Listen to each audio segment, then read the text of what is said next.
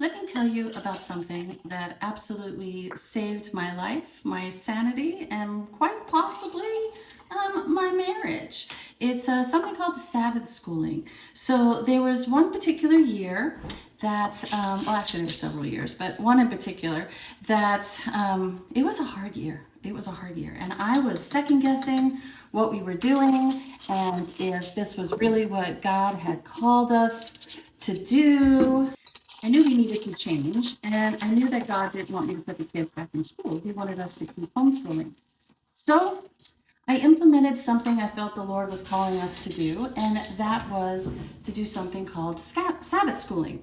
So basically, what that is I would make sure that every day there was at least an 10 minutes when the kids were younger, 20 minutes when they were a little bit older, an hour when they were much older, that I took a break and the kids took a break. I needed that Sabbath hour. I needed that time to just kind of rest and get myself back into a frame of mind to homeschool the kids.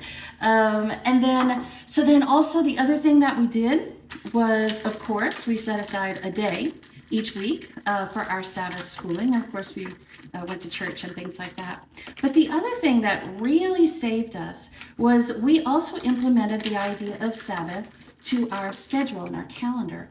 And so what that was we would work hard for 6 weeks, and then on that seventh week, we would take the entire week off. And I mean off. It wasn't catch-up time.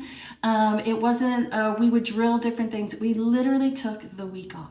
Sometimes all we did was rest. Sometimes we went on field trips. Sometimes we went on a mini trip.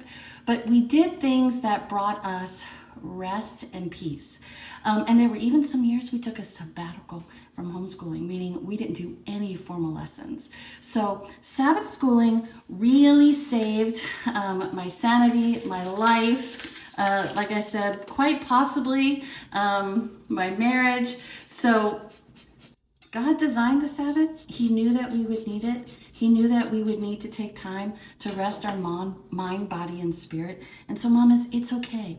Just breathe and make sure you take time for a little break and you enjoy that coffee break.